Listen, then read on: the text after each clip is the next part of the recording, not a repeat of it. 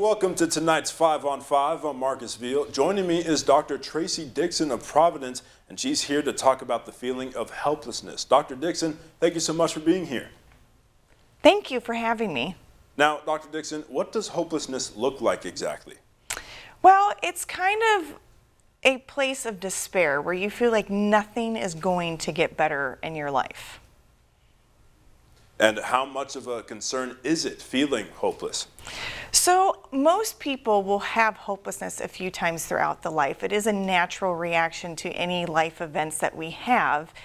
It becomes a concern when it lasts a little bit longer than 2 weeks and when it's paired with depression, because depression and hopelessness together actually can lead to moments of self-harm and suicide. So there's a difference between hopelessness and depression. Yes, but when the two are together, it can be pretty harmful if it goes on too long. So now, what can someone do to change their feeling of hopelessness? Well, one is when we have hopelessness, it has a tendency to lie to us and tell us that the situation is done. It makes us believe that nothing's going to get better. So there's a lot of lies there. So the best thing to do is to kind of look at your thoughts and figure out where the truth actually is and where the lie is. When we're in a place of hopelessness, we have a tendency to start nitpicking at everything in our lives and start pointing out everything that we don't like about ourselves, what we don't like about our lives. So then we just kind of get stuck and then it decreases motivation. But if you can change it and kind of look at changing your thoughts and how you look at it, it will be helpful. A really great starting point is looking at gratitude. So pointing out the things in your life that are actually good. And that's a great place to start. Another thing is to reach out to loved ones and people that you trust. Hopelessness has this tricky thing again with the lie that it wants to say, no, no one wants to be with you, you're a burden, don't reach out. But it actually is something that you really need because you need to hear from other people. More with Dr. Tracy Dixon after the break. We'll be right back.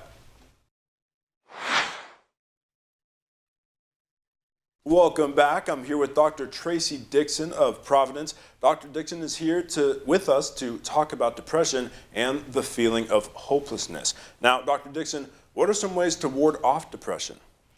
Well, I like to go to the top 7. So one is someone to love, friends, work, career of some type, hobbies, exercise, spirituality, so whatever that is for you, to engage in that, and then a sense of adventure. We find that people who have depression have a tendency to start living a mundane life where you wake up, you do the same thing, you go to bed, and it's just like a Groundhog Day effect. So it's kind of good to change it up and make things a little bit different each day. What can someone do if they notice a loved one feeling hopeless? Well, one is don't leave them. So try to get them out of the house, ask them to go on a walk with you, maybe go out and get ice cream. Even if they say, no, I really don't want to leave, go to their home and say, hey, I'm here. Do you want to do anything? I'm just here for you for support.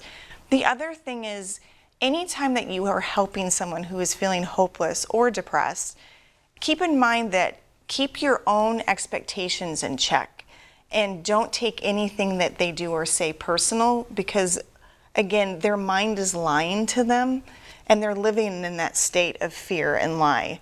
So be encouraging, be compassionate, be honest, share your own experiences of hopelessness because, like I said, we've all experienced it. Dr. Dixon, anything else you'd like to share with us? Well, I do want to go back to the lie. So when we do have depression or hopelessness, there are so many lies.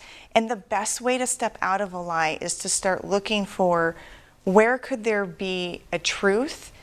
Where is the over-exaggeration or overthinking or over-analyzing? And then talking to someone that you love so that you can hear and just voice what you're saying so you can, once you hear your own words, you can kind of hear where the truth and the lie are. Dr. Dixon, thank you so much for being here. Thank you. It's been a pleasure. NBC5 News at 6 continues right after this.